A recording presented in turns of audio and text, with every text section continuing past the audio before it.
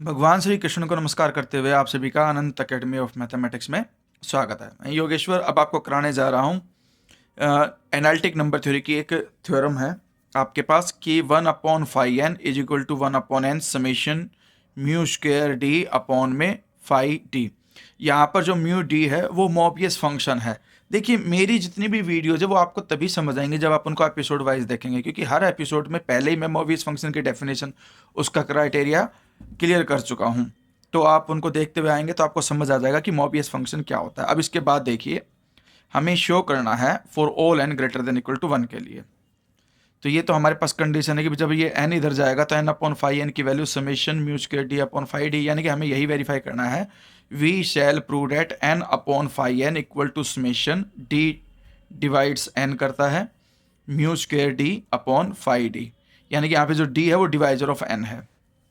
अगर मैं इनको 1 रख दूं तो ये देखो ये तो हो जाएगा 1, नीचे फाई वन की वैल्यू 1 होती है, यूलर फंक्शन होता है, वो भी मैं ऑलरेडी एक्सप्लेन कर चुका हूँ, ये इक्वल टू 1 आ जाएगा।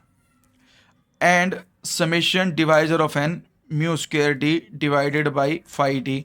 अब अगर n की वैल्यू 1 है तो 1 का जो डिवाइजर होगा वो 1 ही होगा, कोई और होगा नहीं। तो mu square 1 upon phi one, दोनों की वैल्यू 1 1 होती है इसलिए 1 आएगा। तो show the result is true for all n equal to 1।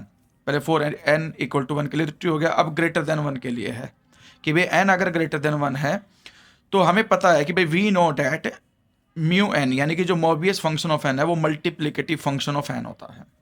So mu square n is also multiplicative function of n, ये प्रॉपर्टी होती है। अगर म्यू एन मल्टीप्लिकेटिव है तो म्यू स्क्वायर भी मल्टीप्लिकेटिव फंक्शन होगा। और जो यूलर फंक्शन होता है फाई एन वो भी मल्टीप्लिकेटिव फंक्शन होता है।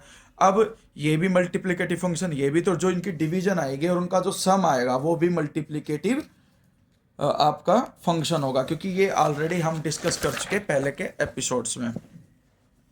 अब ये है so mu square n upon phi n is also multiplicative function of n, thus this summation is also multiplicative function, और इस समेशन को हम एफ एन के इक्वल मान लेते हैं। ठीक है कि multiplicative function of n. Let n, n अगर आपका कंपोजिट नंबर है तो प्रोडक्ट ऑफ प्राइम्स की फॉर्म में हम उसे लिख सकते हैं, और वो हमने मान ली p1 power alpha 1, p2 power alpha 2, pr power alpha r, where p1 p2 pr are distinct primes and alpha i greater than equal to 1, यानी कि जो अल्फा 1 अल्फा 2 अल्फा r है ये सब या तो 1 के इक्वल होंगे या 1 से ग्रेटर वैल्यू होगी, और i आपका जाएगा 1 से लेकर के r तक। ठीक है, तो इस तरह से एफ ऑफ एन, एफ के अंदर एन की वैल्यू पुटअप कर दी। एन की वैल्यू पुटअप करने के बाद हमारे पास ये सब मल्टीप्लिकेटिव फंक्शन की प्रॉपर्टी के according f of p one alpha 1 एक ब्रैकेट में आ जाएगा, फिर f of p two alpha 2 अलग, फिर एफ ऑफ अल्फा आर, क्योंकि मल्टीप्लिकेटिव फंक्शन में हमारे पास कंडीशन होती है अगर एफ ऑफ एम एन है तो उसे मैं लिख सकता हूँ एफ ऑफ एम इंटू में एफ ऑफ एन। तो उस वजह से ये सब अलग अलग फंक्शन में आ जाएंगे। अब इनमें से हम किसी एक को जनरल कंडीशन में लेकर के चलते हैं, but F of p i power alpha I summation, यहाँ पर n था, जैसे ही मैंने n की वैल्यू ये पुटअप की तो यहाँ पर भी आपके पास n की जगह पे पी आई अल्फा आई आ जाएगा, यानी कि हम एक जनरल केस लेकर के चल रहे हैं। अब इसमें आपके पास कंडीशन ये होती है कि इसके जितने भी डिवाइजर हैं, यानी कि d की जितनी भी वैल्यू वो रखते जाएंगे और बीच में प्लस लगाते चले जाएंगे। 1 इसका डिवाइजर है इसलिए मैंने 1 रखा, म्यू स्क्वायर 1 डिवाइडेड बाई 5 1, फिर प्लस का साइन।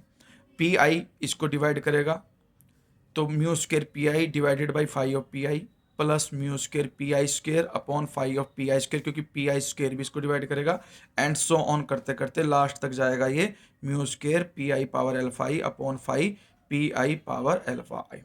अब मोबियस फंक्शन की डेफिनेशन के अकॉर्डिंग अगर हमारे पास कोई भी नंबर परफेक्ट स्क्वायर है, ठीक है, या परफेक्ट स्क्वायर नंबर से डिवाइड होता है तो उसका मोबियस फंक्शन क्या हो जाएगा, 0। तो ये एक P I square perfect square है और उससे बड़ी वाली जो पावर है पी आई क्यूब को पी आई स्क्वायर डिवाइड कर सकता है, तो इस तरह से ये वैल्यू और इसके बाद वाली सभी वैल्यू 0 हो जाएंगी मोबियस फंक्शन की डेफिनेशन के अकॉर्डिंग। अब इसकी वैल्यू 1, नीचे 5 1 भी 1, ये तो 1 हो गया, ये आपका एज इट इज बाकी सारे 0 हो चुके हैं। ये बता रखा है कि mu of p i power j equal to 0 for all j greater than equal to 2। अब सिर्फ ये बचा। अब इसमें भी हम क्या कर सकते हैं कि भाई ये तो सिंप्लीफाई होकर 1 आ गया, प्लस सिंगल प्राइम नंबर है, जितने प्राइम नंबर हैं वही आपके पास -1 की पावर होती है, कि भाई -1 की पावर जितने प्राइम नंबर होंगे उतनी पावर आएगी, लेकिन यहाँ पे सिंगल है तो -1 की पावर 1, लेकिन म्यू स्क्वेयर है तो इसलिए पॉजिटिव ही हो जाएगा, क्योंकि 2 बार यही वैल्यू आएगी। तो -1 इंटू -1, और आर की वैल्यू यहाँ पे 1 रख दोगे तो प्लस ही हो जाएगी, तो +1।